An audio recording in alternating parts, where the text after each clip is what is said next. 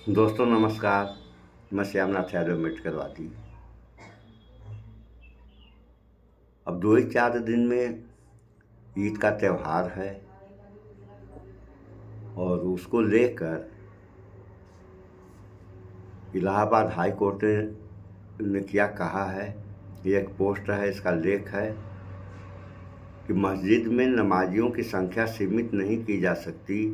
Allahabad high court जज ने संभल के डीएम एसएसपी को फटकारा। पोस्ट देखें आप लोग, देखिए। तो ये हो रहा है, और ऐसा क्यों हो रहा है आप लोग जान ही रहे हैं कि मुट्ठी भर चिंटू हैं और वो ये सोचते हैं कि हमारे हिसाब से जो है हुकूमत चले, जबकि सारे लोग जानते हैं कि यह देश किसी के बाप की बपौती नहीं है। जब भी देश चलेगा तो संविधान से चलेगा, और यह लोकतांत्रिक व्यवस्था यहाँ पे है, और लोकतंत्र जब मजबूत रहेगा तभी देश भी मजबूत होगा। इस बारे में आप लोगों को हम थोड़ा सा एक वीडियो दिखाएंगे, समाचार का है वो। और जो होना चाहिए वो नहीं लोग कर रहे हैं, जो नहीं होना चाहिए वो कर रहे हैं। तो ऐसा क्यों हो रहा है?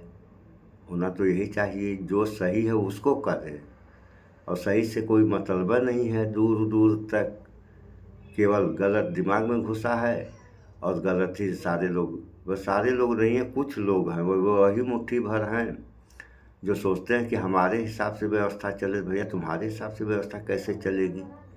अगर तुम्हारे हिसाब से व्यवस्था चलेगी तो जो स्थिति अफ़गानिस्तान में तालिबानियों ने किया है, तो वही स्थिति यहाँ भी आप लोग करना चाह रहे हैं। अगर वह स्थिति हुई तो वहाँ की हाल जा कर के देख लीजिए क्या हाल है। अरे वहाँ की स्थिति ये है कि तालिबानियों ने इतना जो है दबाव बना दिया है कि जो अफ़गानिस्तान है उनकी ज़िंदगी का कोई मतलब नहीं रह गया है। और कहने को यहाँ के लोग कहते हैं, वो भी कर्णधार कहते हैं कि वासुदेव कुटुंबकम के बारे में आप लोग जानते ही, यानी पूरी दुनिया अपना परिवार है। और यहाँ इसी देश के नागरिकों के साथ कैसा व्यवहार किया जा रहा है ये तो आप लोग देख ही रहे हैं। केवल हिंदू मुस्लिम जात पात। अरे जब तक इंसान जात पात से ऊपर नहीं उठेगा तब तक इस देश का विकास कैसे होगा? और देश का विकास नहीं होगा तो जनता कहाँ जाएगी? आप लोग देख ही रहे हैं क्या क्या हो रहे हैं, कहाँ विकास होना चाहिए। और विकास के तो रास्ते सारे लग रहे हैं, धीरे धीरे बंद होते जा रहे हैं, और विनाश वाले रास्ते खुल भी रहे हैं धीरे धीरे। तो थोड़ा सा आप लोग इस वीडियो में देख लें, उसके बाद जो होगा। सौ जूता खाए तमाशा घुस के देखे। ऐसा लगता है कि अमृतकाल में सीएम योगी के रामराज के भीतर उनके अधिकार सौ जूता खाए तमाशा घुस के देखे। ऐसा लगता है कि अमृतकाल में सीएम योगी के रामराज के भीतर उनके अधिकारियों ने इस लाइन को अपने अंदर बेहद गहरे उतार लिया है और ठान लिया है कि चाहे अदालतें जितना जूता मारते रहें, इनके ऊपर कोई असर नहीं होगा। ये मनबड़ अधिकारी संविधान के हिसाब से नहीं बल्कि बीजेपी आरएसएस के हिसाब से ही देश चलाएंगे। मगर यूपी में इस बार का मामला जरा अलग है, क्योंकि इलाहाबाद हाईकोर्ट में जस्टिस अतुल श्रीधरन जैसे मिलाड भी पहुंच चुके हैं, दिलेर जज भी पहुंच चुके हैं, और इन्होंने सीएम योगी के कथित मनबड़ अधिकारियों को सबक सिखाने का पूरा बेड़ा उठा लिया है। एक नहीं बल्कि तीन जिलों में यूपी के अधिकारी संविधान को कुचलते हुए नजर आए हैं, और हाई कोर्ट को कहना पड़ा है कि काम नहीं कर सकते, अपनी जिम्मेदारी नहीं निभा सकते तो इस्तीफा देके निकल लो या फिर अपना ट्रांसफर करा लो। देश संविधान से चलेगा, तुम्हारी मर्जी से नहीं।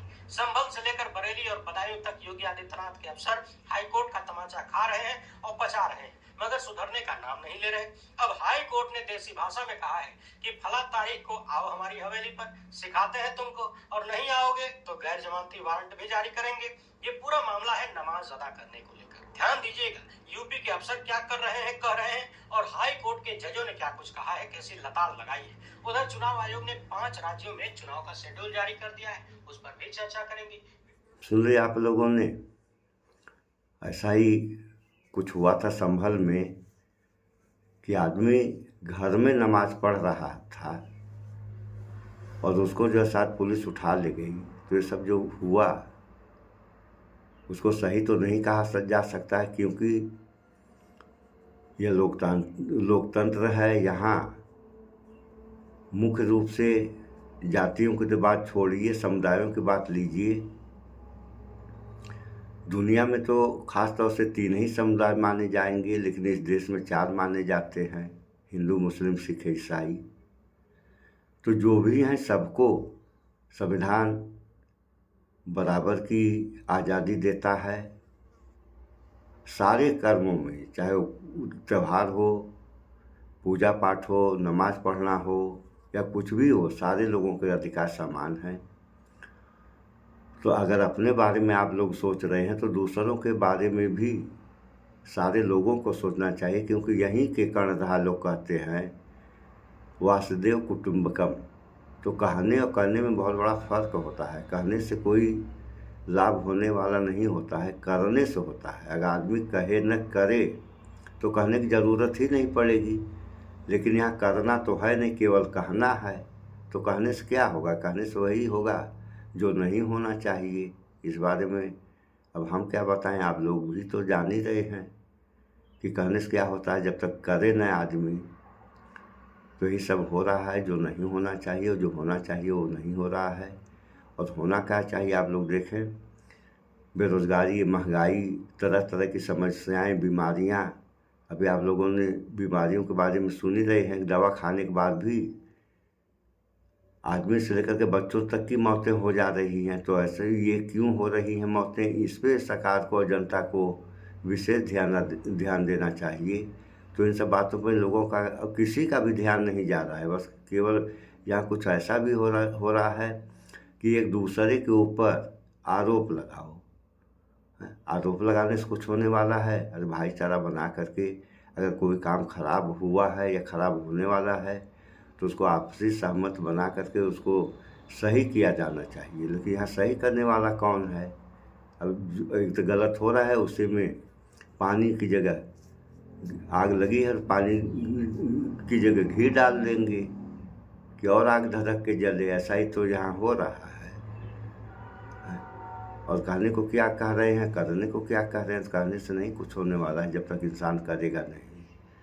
और ये जो मुट्ठी भर है चिंटू, इनकी सोच क्या है? इनकी सोच यही है कि हमारे सोच से हुकूमत चले या व्यवस्था चले।